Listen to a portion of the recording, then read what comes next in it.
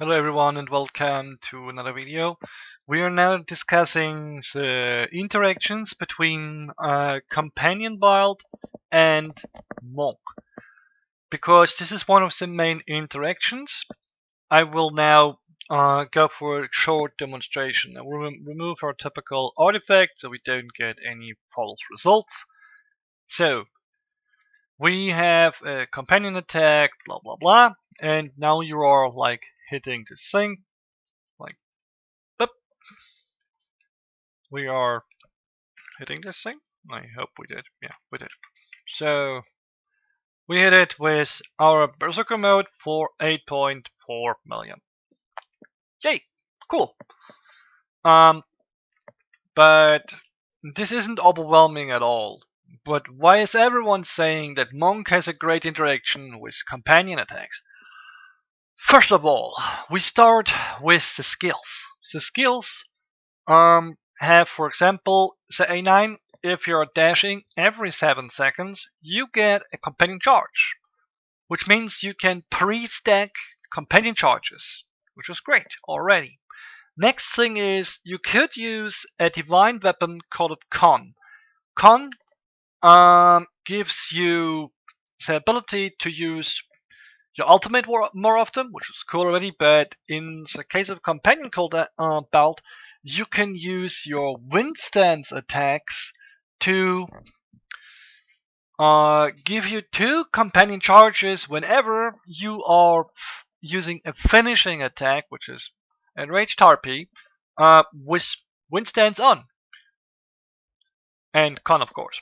So it means you're consuming 1 and you're gaining 2 charges, which is just great. Means for companion belt this is a great thing to have, and massive damage increase of course, because it can constantly stay charged.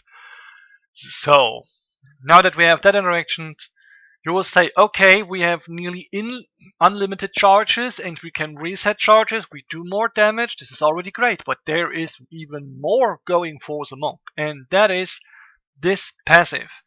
If you use in wind stance the sea, you gain 14 stacks of vortex. These 14 stacks of vortex increase the damage of Falling Mountain, Dragon Rage, and Enraged Harpy by 20% per stack. That means 280%. But why is that so great? It's so great because every companion attack that is triggered by a certain attack that then gets buffed up gains also the increased damage, which means our companion attack that we now have is also increased by 280%. Showcasing how we are now standing in front of it and we do 1 slap. And now, here it goes. Going backwards. Enjoy this beauty. From frickin' 8.4 million to 33 million. Just by activating this skill, our damage basically tripled. So, with this interaction in mind, you also maybe get an idea why it's so great to use a companion build on Monk. You can massively increase its damage, and as it is with multipliers, if you gain buffs that let the enemy take more damage, you are dealing more damage to it even more. If you gain might buffs, your basic damage increases massively and you gain even more damage out of it. So how would it look like if we just go for a normal burst on the monk? I'm supposefully or purposefully not using our normal companion build thing because I don't want you to get a wrong impression how much the companion module deals here, but more about how much does the monk build benefit it. So I can't guarantee I get every same reset, so let's hope we get it done without fucking up. Because I'm not a main monk player, I don't have passives and I don't have the con, but fuck me, I can still try to show you. We're starting directly here. First attack, changing immediately when the symbols come up.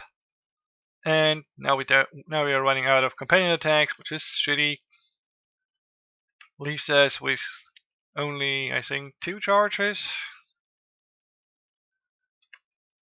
Yeah, that was a bad one. Get away from this guy. Basically now our fallen mountain, because we just got because we just got less companion attacks out, dealt less damage. Let's try again with hopefully more luck. So we are starting out. First one, second one. Again, no charges. Crap. We can abort this. And yeah, bad for us. But we can now show you a different interaction, which is cool. As said, everything is multiplicative, and when you have the integrator, you can just throw it away and gain 6 attacks that are increased with our companion attacks. So you can just go close to this fun stuff, throw it away, you gain the 6 stacks. You go for the wincing, start this, this, this. Oh, this is working well this time. This, this. Now we're out of luck. But okay. I think it still did like, 5 companion attacks. Here we now have a comparison of full burst wall time with getting our companion attacks refreshed, and we get it pushed to a higher damage because of the integrator. We are going from this damage to this one. So if you can constantly charge back up and constantly use it, your damage output is tremendously high. Now let's just for showcasing, try to get this thing with the integrator going, and of course with the right weapon. Just throw it away. This one. This one. Hopefully get a reproc. Yes.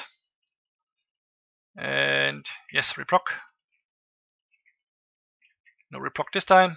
So basically it's the same 5 attacks. But the bonus is that it's a module attack wall time 2. So this would be with 5 attacks that got increased. So it's nearly the same damage. But we doubled the uses of our berserker mode. The downside is that our module will consume the increased charges from our integrator. So if you have possibilities to abuse this on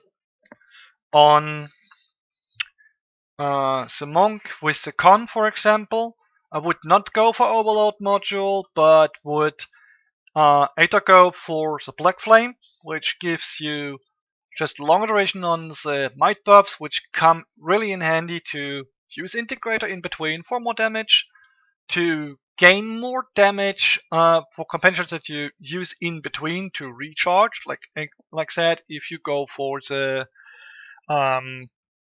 wind stuff, you can charge up too with the con.